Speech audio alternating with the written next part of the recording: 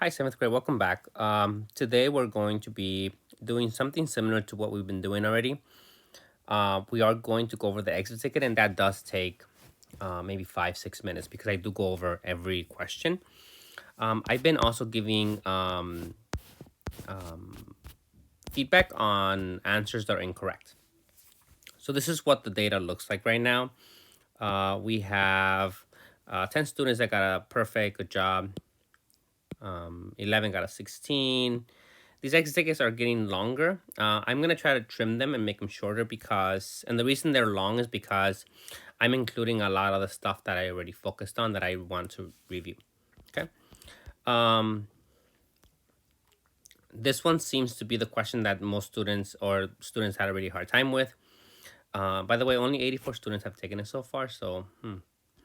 But this is the question that most students struggle with. Which Greek philosophers did people of the Renaissance value?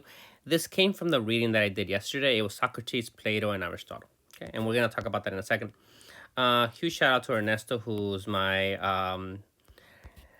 spot checks any mistakes on the exit ticket, so I really appreciate that.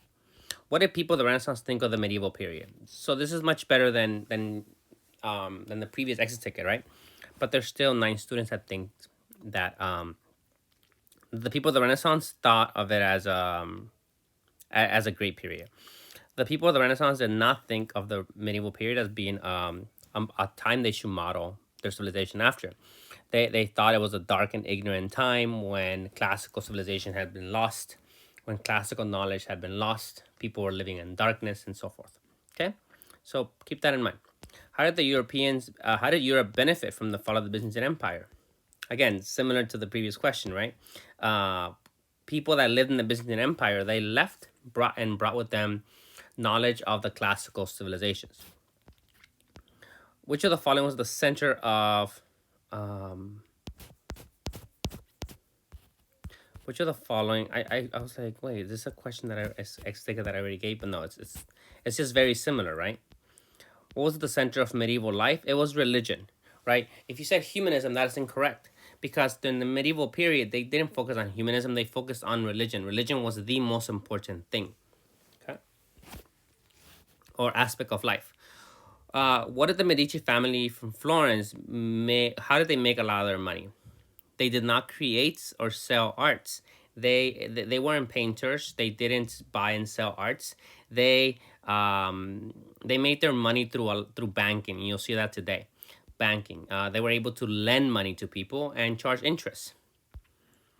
Why were the Crusades and considered why were the Crusades considered a success in Europe, right? They were a failure in that Europeans did not capture the Holy Land for a long period of time, but it made Italy very wealthy. Remember, wealth, money is needed for the Renaissance to be funded. The Crusaders also brought back knowledge from the East that led to increased trade and new technologies. I'm still gonna keep asking you this question. Someone thinks there's 4 students that think that the Renaissance happened in North America. That's incorrect, or Asia. It happened in Europe. Italy, the country of Italy, the boot shape Italy, that is located in Europe. The Renaissance happened in Italy. It started in Italy. Which of the following is true about the Renaissance? Select 2. It was fueled or made possible by money that came through trade, and it was a blend of religion and classical ideas. The Renaissance was not a secular movement necessarily, right? They focused on religion as well, but they also focused on many other things besides religion. Based on the screencast, a lot of students missed this one. Medieval life was focused on living to serve God and living a righteous life. This came from the reading. Please pay close attention to when I do the readings. You also have access to the readings. You should probably be doing the readings again, right? The people that pick the ideas of the Greeks and the Romans and the developing human ideas, that's incorrect. The medieval life was focused on religion, right? On living a good life, on following the church, on the sacraments, on preparing for when you die, you go to heaven. Which of the following the Renaissance tried to recreate? Greece and Rome. The classical civilizations of Greece and Rome. Which of the following would Renaissance humanists agree with? Which of these would they agree with? Experiment with new ideas. They would agree with this. Create new knowledge. Explore new ideas. And they would also try to study the classical period to understand life better. Okay, there's 23 students that said that the humanists would focus only on religion. That is incorrect. The humanists were not simply focused on religion. That is a medieval idea. Okay, which of the following best defines humanism? The power, the beauty, the ability of people, of individual people. Why was Galileo put in prison? This came from the reading as well. He found evidence that went against the church. He said that that not everything went around the earth. And that went against what the church said. He also the church was also teaching that everything in space is a perfect circle. He found evidence against that. The church was also teaching that everything in space is like perfect, like perfect. It doesn't have any issue. And Galileo, with his telescope, he found craters on the moon. So he found evidence that disproved the church, and he published it. And the church punished him for it because, like, if they allow Galileo to say that, then other people are going to challenge the church. Now, this notebook, there was a lot of answers, and I'm going to read some of them in a second. This notebook is Renaissance. Why? Because it is a secular piece. It's non-religious. It looks like it's some sort of invention, some sort of new knowledge. So it's a Renaissance piece. In the medieval period, remember, people were not creating necessarily these things, and most of the things they were doing were religious. And then I also asked the question of my grandparents, and I had a lot of answers here. I can't find the video. Mr. Murdoch said his grandparents grew up poor. They were farmers. I have no clue. I had a lot of noise in my house, so I didn't hear it. That they had to connect to what we're learning. Someone said that they lived in the Middle Ages. The Renaissance of the grandpa. There were some really good answers, but there were also some interesting answers that I was like, I have no idea what's going on here.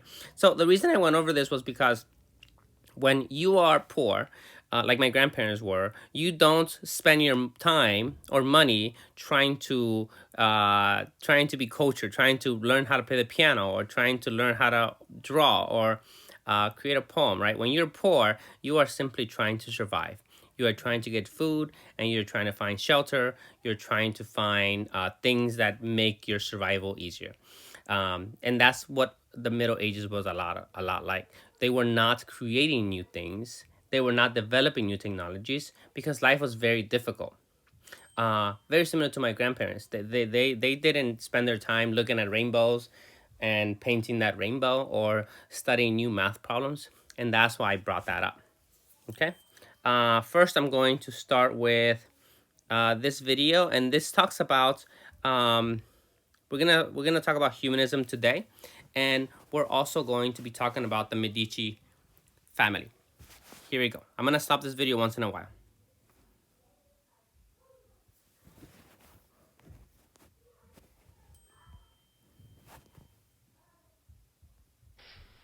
Today we'll be discussing the concept of humanism, the term generally applied to the overreaching social and intellectual philosophies of the Renaissance era, in which the beauty of the individual was elevated to preeminence.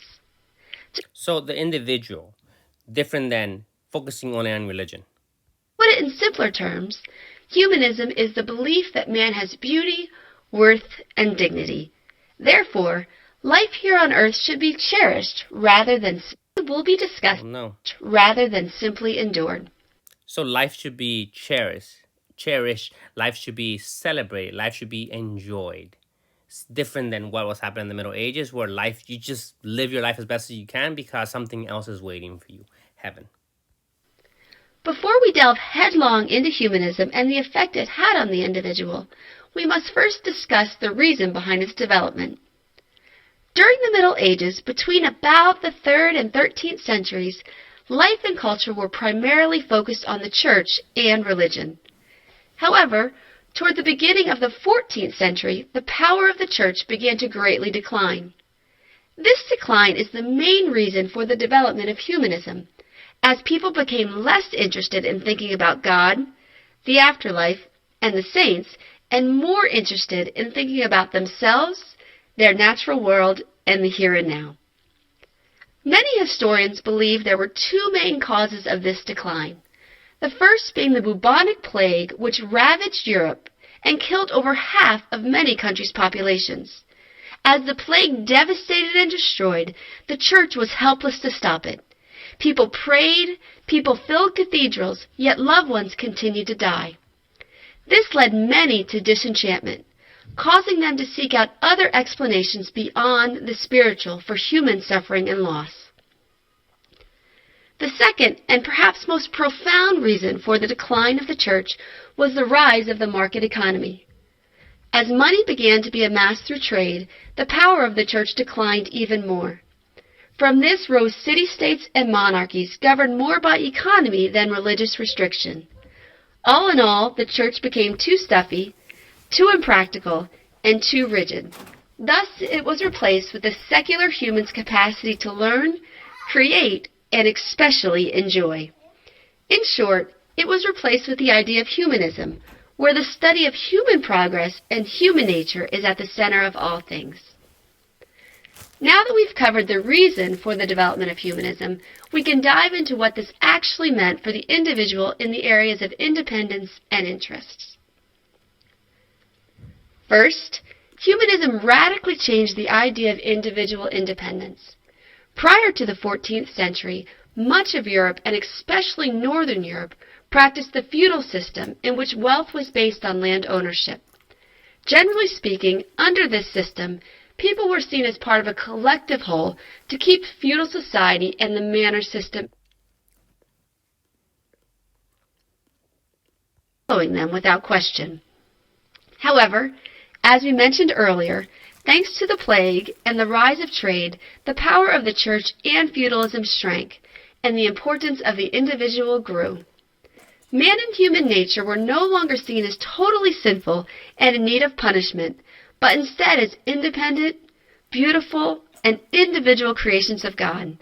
This is particularly seen in the writings of Petrarch, the father of humanism. We'll stop there for now. Let's go over the Medici family.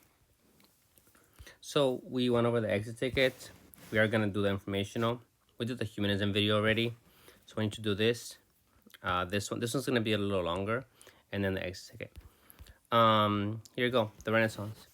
The Medici were a prominent, powerful family that produced 4 popes and 2 French queens. So besides being very wealthy merchants, they also became popes and queens. They controlled the Italian city-state of Florence from 434 to 1737, so almost 300 years, and were among the most wealthy and powerful families of Europe during the Renaissance. Florence, the city-state of Florence, had been prosperous. Prosperous means wealthy, done really well. City in the Tuscan region of central Italy for centuries.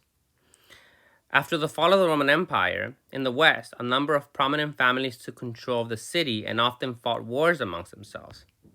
In the 15th century, the leading families of Florence decided they needed a strong person in charge to take charge of their city.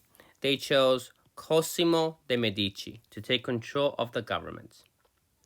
The Medici had been a prominent family in the region for centuries. Their name suggests a relationship with medicine. Perhaps an ancestor might have been a doctor. The later Medicis were shrewd, smart businessmen whose Medici Bank, this is how they make their money, was the largest and most respected financial institution of the Renaissance.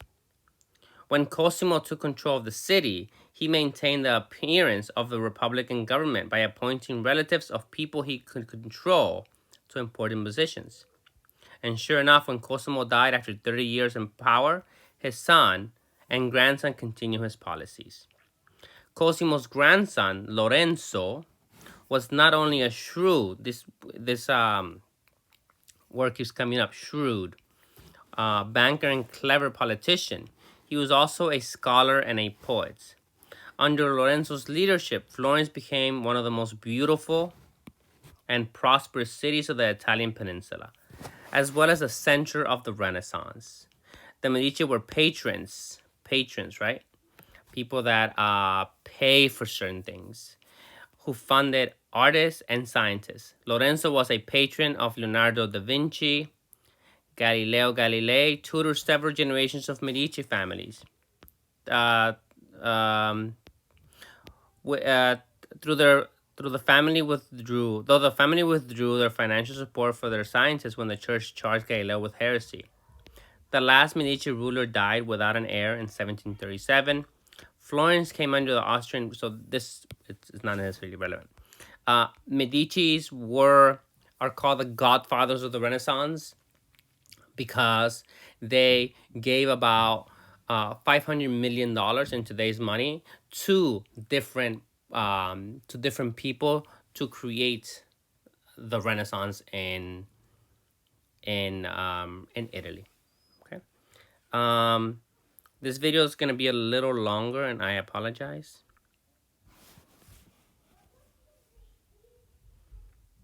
Hi, I'm John Green, and this is Crash Course European History. So as you'll recall from our previous episode, a declining European population due to disease and war in the 14th century meant that labor had become much more valuable, which shifted long-held beliefs about how society should be organized. Amid all this upheaval, and to some extent because of it, the Florentine author Francesco Petrarca, aka Petrarch, was unleashing his critique of 14th century life.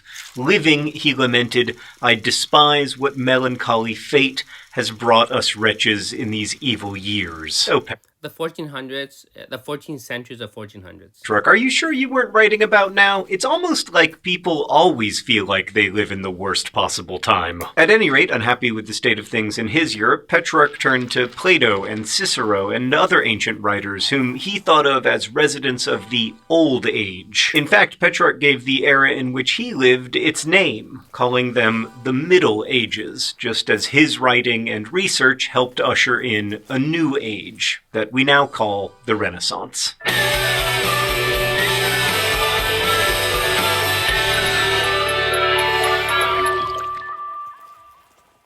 According to Renaissance author Leonardo Bruni, in the early 15th century, Francesco Petrarch was the first with a talent sufficient to recognize and call back to light the ancient elegance of the lost and extinguished style. The Renaissance, meaning revival or renewal, harkened back to what was seen as the bright light of classical antiquity, which had then been obscured in the dark and ignorant Middle Ages. But in some ways, the Middle Ages existed simultaneously with the Renaissance. Like, just as scholars were reviving translations of Plato and integrating knowledge from the Islamic world, the Bubonic Plague went on killing people. And in Petrarch's hometown, ordinary people like the Ciompi were vigorously protesting living conditions. Which brings us to an old question here at Crash Course.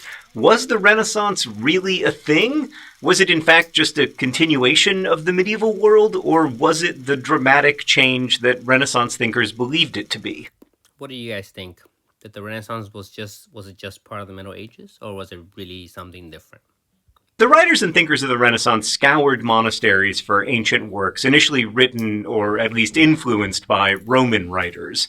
It was from this manuscript hunting, especially for works by Cicero and Tacitus and Quintilian, that Renaissance scholars began to focus on so-called humanism. That is to say, they became more interested in worldly and human concerns. And because the Renaissance really was a revival, this new thought was based on learning about old or ancient ways, especially in the study of the humanities. The three liberal arts of grammar, rhetoric, and logic led to the so-called sciences of theology, philosophy, laws, and medicine. The study of the humanities as developed by the ancients focused not on the heavens or saints, but on human speech or rhetoric, human logic, and the correct use of language. And by language, of course, they mostly meant Latin. Being able to write in Latin and even perform Latin orations was seen as key to a fully educated life, as every high school Latin teacher will be happy to tell you. Competence in these fields was seen as crucial to developing the self and a prerequisite for joining Florentine or Venetian elites. Like Venetian youth Lauro Quirini, for instance, studied the humanities at the University of Padua and then was sent to work in a Venetian enterprise on Crete, fully prepared for his new job as a commodities trader, although he also worked as a translator and a writer. You might say that he was a real Renaissance man.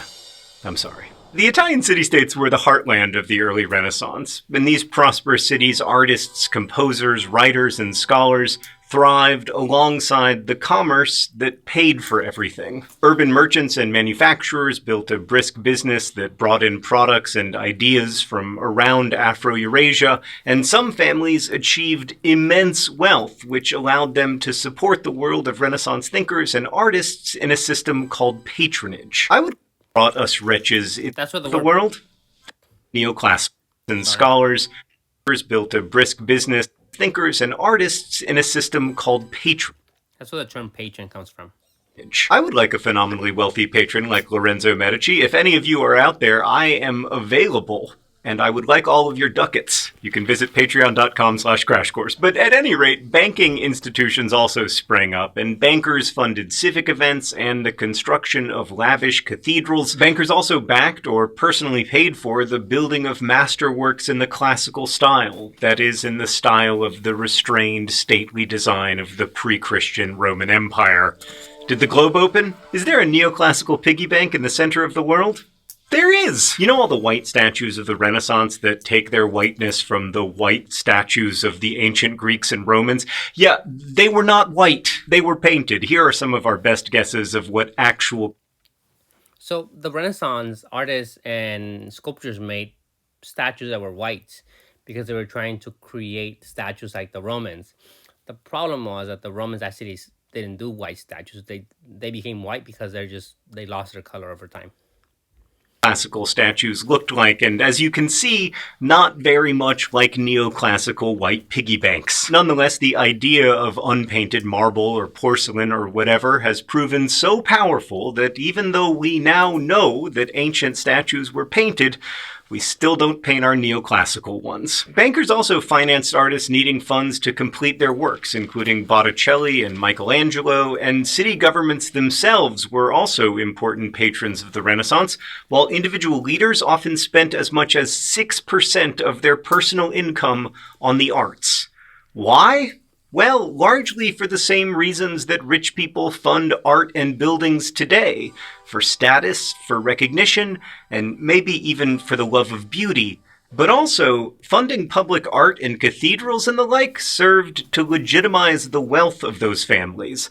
The church couldn't very well condemn merchant wealth if it was used to build churches, nor could the governments that came to depend on that wealth. We see this again and again throughout history. Wealth supports institutions that in turn legitimize that wealth. Regardless, in these artworks you can see the paradoxes of the Renaissance. Paganism is combined with Christianity, as it often had been throughout European Christian history. Profit-oriented bankers financed the church, which was run by priests who'd taken a vow of poverty, and founded by a figure who, in the Gospels, overturns the tables of moneylenders in the temple. Also, in these city-states, access to a more humanistic educational approach helped boost economic growth and fueled the creation of much art and architecture that is still really influential. Now, many city-states participated in this humanist revival, but its headquarters was undoubtedly Florence. Let's go to the thought bubble. Artists of the time were following ancient styles and taking them further. Visual artists like Sandro Botticelli and Michelangelo focused on human dignity and realistic details. Botticelli's portrait of Florentine citizens displayed the distinct features of his subjects, while his depictions of religious individuals show, for example, a plump infant Jesus realistically reaching for his mother's garments. Botticelli's portrait of the long-dead Dante similarly displayed his long, thin, and pointed nose, rather than some idealized formulaic hero. And Michelangelo's David presents truly human characteristics even as it sought to copy ancient sculptural styles. Across the spectrum of Renaissance art, anatomical accuracy flourished, which you can see in Michelangelo's sculptures and also in the work of fellow Florentine Leonardo da Vinci. What he means by this is, and we'll talk about this when we get to it, but during the medieval period, art was not realistic at all. The purpose of art was to teach people about religion, right? In the Renaissance, it's different. It's teaching people about religion, but also making things much more realistic. So that's going to be something we'll talk about in the future. Both artists, incidentally, were able to render the human form in part because they both dissected cadavers. And nature, as a setting for humans, and thus humanism, was also glorified in Renaissance art. As you can see in The Birth of Venus, Botticelli's painting focuses on the mythical goddess from the classical world, but at the same time, she's about to be clothed in the flowers found in the natural world. Revival, Florentine history was marked by a succession of economic and natural shocks, class division. We'll stop here. You'll have an exit ticket that you take the exit ticket after you watch the video, or you read the documents. If you would like to continue researching the Medici, you might want to see this video. It's a longer one. Actually, I don't know if it might be here. Yeah, it's this one, History of the Ideas of Renaissance. It's really interesting video. So I suggest that you sums of money to royal courts, aristocrats, and entrepreneurs. take a look at it. Lorenzo and his family. Again, is that one. And yeah, let me know if you guys have any questions. I'll see you guys later. Bye.